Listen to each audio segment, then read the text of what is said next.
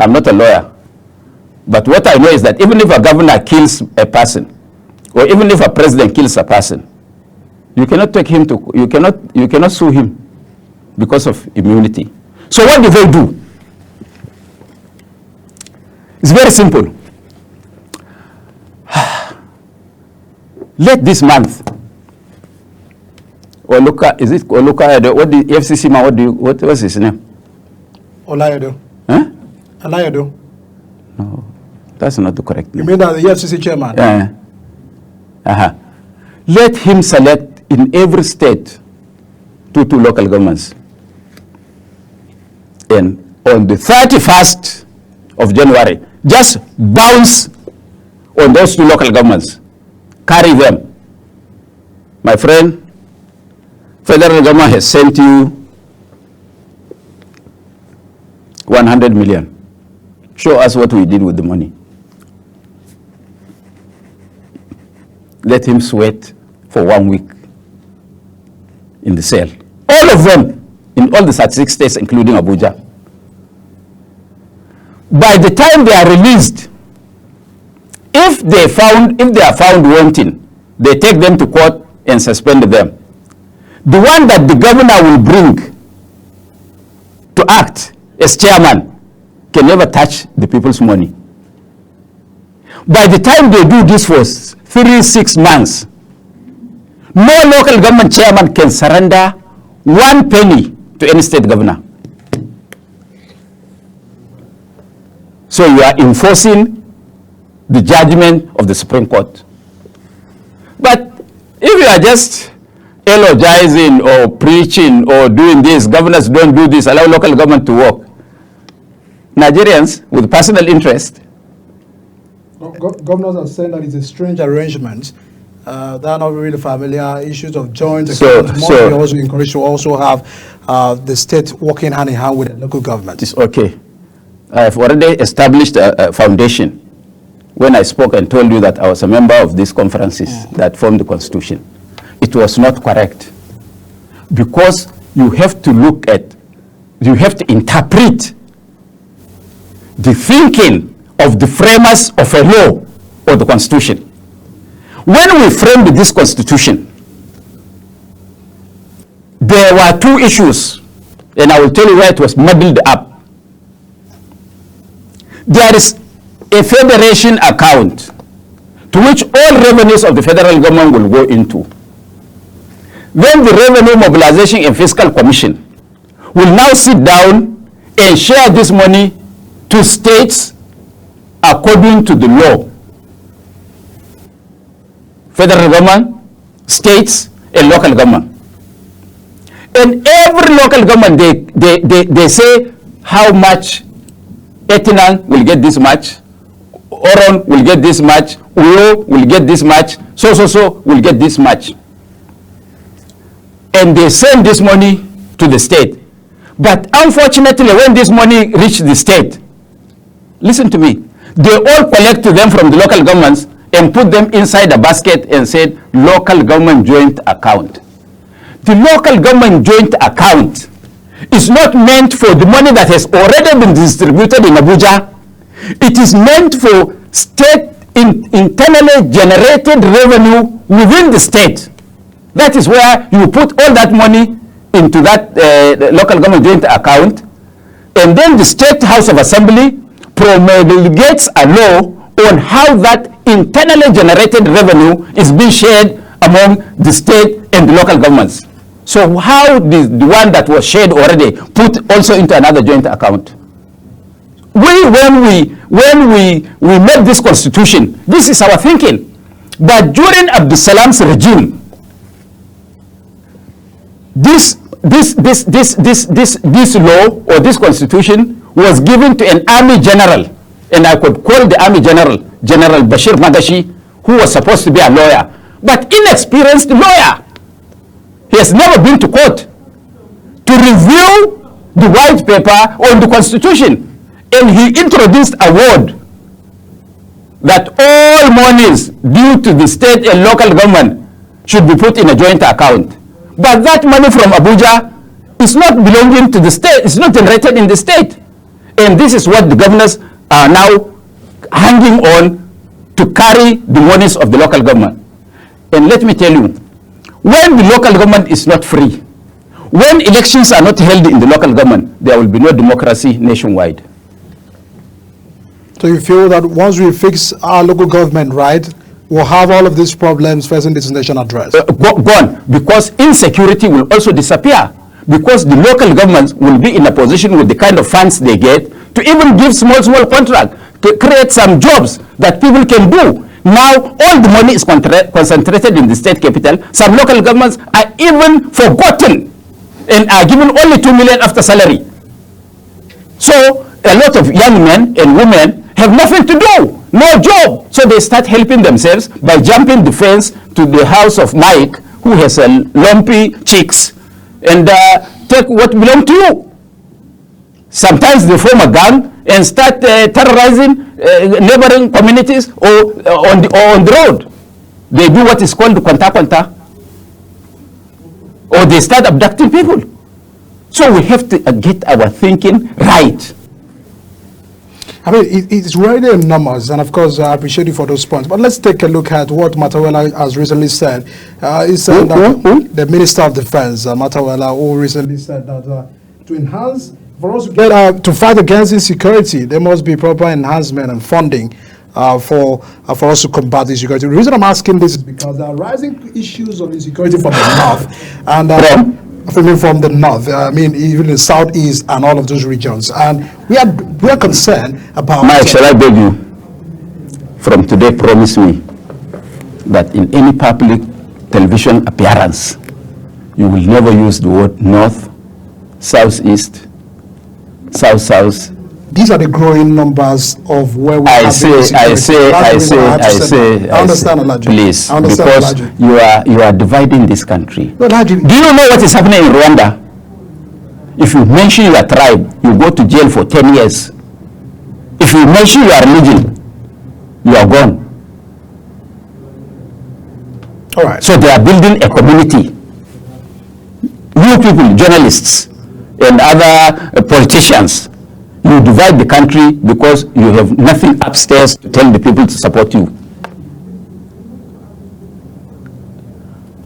So please help me. All right. In reaction, because we are having these cases of insecurity, banditry, and you may understand where we are having this more in terms of a region. That was the reason why I had to borrow where we are having rising cases of insecurity. Not entirely because many parts of this country are not facing the same issue. When we look at the rise of Lakurowa, you may understand where it's coming from. There are issues of banditry. But that's not even the issue. The concern is about funding over these issues. Would you say that's the main problem? Because some of our state governor came out and said, we are not in control of security, and that's the reason why we cannot address the issues of insecurity. Whose responsibility is security? They said it's, federal government, the president being the commander of the armed forces. You believe it's the president? I'm borrowing the words of the governor. Is he not right? If I am a governor, but what is he doing with the security? If I am a governor, I will not give any penny to the military or to the police. What is he doing with the security votes? He doesn't get to take it. Does it belong to him? But they only use it. The governors only use it to squander public money because it's not accounted for. It should go into development. What was the idea behind the security vote, if I may ask? The idea about security vote is that there are certain things that cannot be done in public. So you need some small money to tackle them. You don't need more than 500,000, 1 million naira, at most 5 million naira to tackle those issues. Why should somebody be taking 1 billion, 2 billion every month? To do what? He doesn't have police. He doesn't have army. He doesn't have civil defense. He doesn't have DSS. Tell me. Maybe I didn't go to school, or I went to night school. Why can't we Nigerians tell ourselves the truth?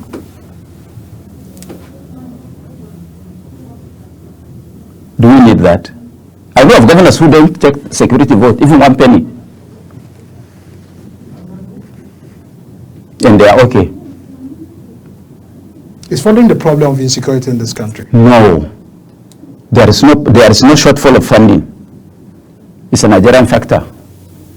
All those that lay their hands on public funds convert it to personal. That is why you see some soldiers accusing their commanders. Police, if you go to any state command and give the commissioner of police 100 million naira for the welfare of the police, God may save you if he uses 10 million for all the remaining personnel behind him.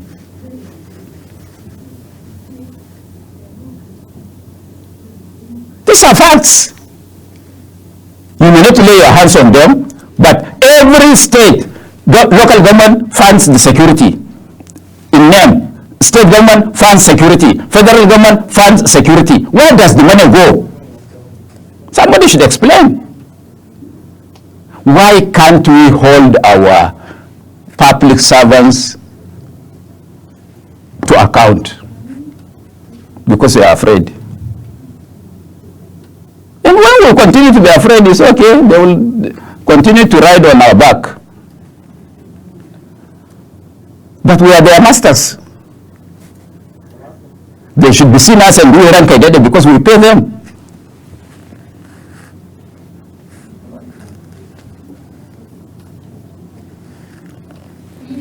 I mean, it's really concerned, and of course, that's the reason we're asking questions, and of course, we'll continue to ask those questions. But in a way of resolving all of this concern, that those that are really having issues about what may be the way forward for this country, the problems are enormous, the issues are enormous. Where have we missed it? Can you use the Nigerian parlance? Huh? We pray. But even if we pray, God will not come down himself. He has to use some agents.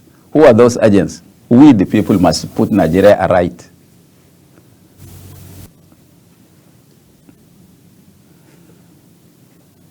What are we afraid of? These people who are in power, yesterday they were ordinary people saying Rankaidede to some of us. But the oppositions are meant to speak. They are not speaking. All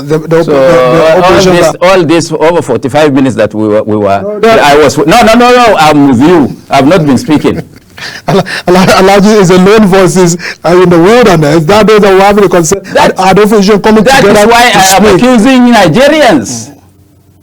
It is not only opposition. Nigeria belongs to all of us. All of us must speak, or we sacrifice some of us to be killed to get Nigeria of our dream. What would you describe the state of opposition? There are those that are calling for probably, I mean, if the Labour Party, NPP, People's Democratic Party can come together, I mean, a concern about the merging. Those are really having a concern. A merger. They are calling for a merger within those political parties. Which one? Which party? All of the opposition parties. No. I don't want to mention names again, Elijah. Opposition parties are calling for, they are concerned by Nigerians for merger. If we can't say the People's Democratic Party. NNPP is a very strong, viable, only political party in Nigeria today. Because we are the ones that say our mind. And irrespective of what they are doing to us across the nation, by sponsoring some hooligans, giving them money to take us to court, to abuse us in the social media, we are still as strong as the rock of Gibraltar. And we are never wavering. We are the only ones. There is no other party, unless, and if APC is held together by government, not by ideals or ideologies of a party. PDP is a wing of APC. Labour Party is a wing of APC. So how can they merge? Merge with who? How can PDP be a wing of APC? The former ruling party, do some research. I thought you were investigating 16 years in power. I say do research now. I mean, we can't really hold that fact. It's okay now. I cannot be 100% right. You know that one. I'm a human being. They say even to err is human, but to forgive is divine. I am telling you that why don't you make an investigation? Who is PDP working for? Who is Abure working for? It is not out of place as an investigative journalist. All right. Even if you don't know, Nigerians all know that all these parties are in the pocket of APC, not us, NNPP. That's why when they say we are merging, we will merge. Well, your party also have crisis. Your party also have crisis. Induced crisis by the APC. They pay some people and go to some radio stations and television houses to speak big. Now I want to ask you. All right, we are running out of time. Elijah. No, we are not running out of time. Nigerians are interested in what we are saying. I'm sure those who are watching us may be happy to be listening to you and me. Look,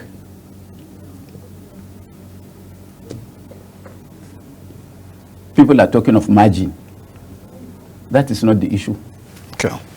The issue all Nigerians will do is to make sure that there is a good electoral act that can throw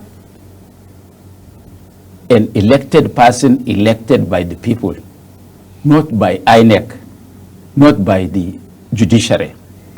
Secondly, we must address the issue of judiciary to make sure that they do justice in all manner and in all situations.